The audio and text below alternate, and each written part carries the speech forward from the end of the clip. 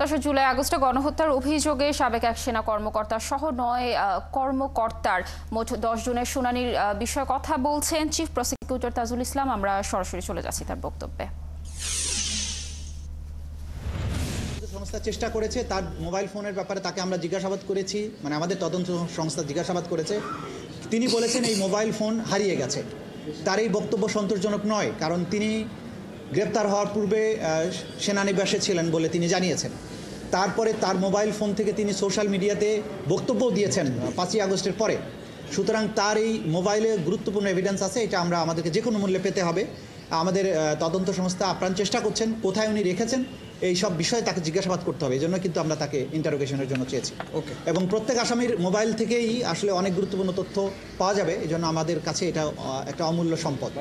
আজকে আমরা আরেকটা কথাও আপনাদের মাধ্যমে জাতির কাছে বলবো, যারা এই আসামিদের মাধ্যমে গুমের শিকার হয়েছিলেন তারা দয়া করে তাদের অভিযোগগুলো আমাদের তদন্ত সংস্থার কাছে অথবা আমাদের আন্তর্জাতিক অপরাধ ট্রাইব্যুনালের প্রসিকিউশনের কাছে নিয়ে আসুন নির্ভয়ে। বাংলাদেশ এখন স্বাধীন হয়েছে। অপরাধীদেরকে যাদের বিরুদ্ধেই প্রমাণ পাওয়া যাবে তাদের বিরুদ্ধে যথাযথ আইনগত ব্যবস্থা গ্রহণ করা হবে।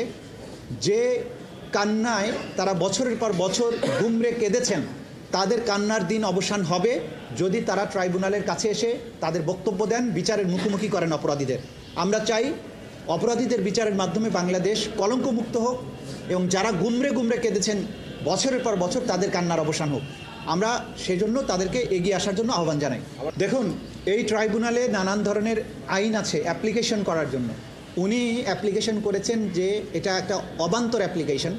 তিনি বলেছেন একটা গোপন খামের মধ্যে ভরে বইপত্র উনি জেল অথরিটির মাধ্যমে জিয়াউল হাসানের কাছে পৌঁছাতে চান, কিন্তু কোর্টে যখন বলছেন তখন বলছেন আমি আইনের বই দিব এবং জাতিসংঘে রিপোর্ট দিতে চাই। আমরা আদালতে বলেছি যে কোনো কারা কর্তৃপক্ষের কাছে আগে তাকে রিকোয়েস্ট করে বলতে হবে আমি এই জিনিস আসামির কাছে দিতে চাই। যদি কারা কর্তৃপক্ষ সেটা রিফিউজ করে, তাহলে যদি সেই রিফিউজালটা এই মামলার সাথে সংশ্লিষ্ট হয়, যে ডকুমেন্ট দিতে চাচ্ছে সেটা যদি এই মামলার সাথে ট্রাইব্যুনালের মামলার সাথে সংশ্লিষ্ট হয়, তাহলেই কেবল ট্রাইব্যুনালে আবেদন করা উচিত।